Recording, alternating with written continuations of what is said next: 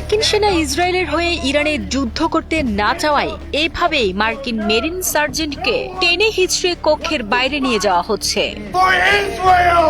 বুধবার armed services sub কমিটির এক গুরুত্বপূর্ণ শুনানি চলাকালে হঠাৎ করেই তিনি সেখানে বাধা দেন এবং ইরানের বিরুদ্ধে যুক্তরাষ্ট্র ইসরায়েল যৌথ সামরিক অভিযানের তীব্র প্রতিবাদ জানাতে শুরু করেন। প্রকাশিত ভিডিও ফুটেজে দেখা যায় ব্রায়ান ম্যাকগিনেস তার গর্বের মেরিন ইউনিফর্ম পরিহিত অবস্থায় শুনানি কক্ষে দাঁড়িয়ে অত্যন্ত ক্ষোভের সাথে চিৎকার করে বলছেন, কেউই ইসরায়েলের হয়ে যুদ্ধ করতে চায় না। তার এই সাহসিকতাপূর্ণ কিন্তু উচ্ছৃঙ্খল আচরণের পরপরই নিরাপত্তায় নিয়োজিত পুলিশ কর্মকর্তারা তাকে দ্রুত কক্ষ থেকে বের করে দেওয়ার জন্য ছুটে আসেন। তাকে যখন টেনে হিচড়ে বাইরে নিয়ে যাওয়া হচ্ছিল তখন এক পর্যায়ে একটি দরজার ফাঁকে তার হাত মারাত্মকভাবে আটকে যায়। প্রত্যক্ষদর্শীরা জানান সেই সময়ই তার হাতটি মোটকে ভেঙে যাওয়ার ভয়াবহ দৃশ্য দেখা যায় এবং এরপর পুলিশ পাহারায় তাকে করিডোর দিয়ে নিয়ে যাওয়া হয়।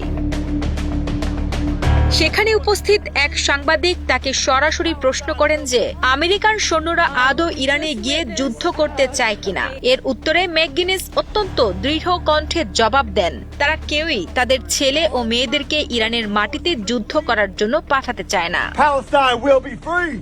ঘটনাস্থলে উপস্থিত একজন প্রত্যক্ষদর্শী এই ভীতিকর পরিস্থিতির বর্ণনা দিতে গিয়ে বলেন, পুলিশ কর্মকর্তারা তাকে রীতিমতো জোর করে টেনে বের করছিলেন। দরজায় তার হাত আটকে যায় এবং তার হাত ভেঙে ফেলে। এরপর তাকে মাটিতে আছড়ে ফেলা হয়। পুরো পরিস্থিতিটি ছিল অত্যন্ত উত্তেজনাপূর্ণ এবং ভয়াবহ। বিভিন্ন সংবাদ মাধ্যমের প্রতিবেদন অনুযায়ী সাবেক এই মেরিন সার্জেন্ট ম্যাকগিনেসের বিরুদ্ধে বর্তমানে বেশ কয়েকটি আইনি অভিযোগ আনা হয়েছে।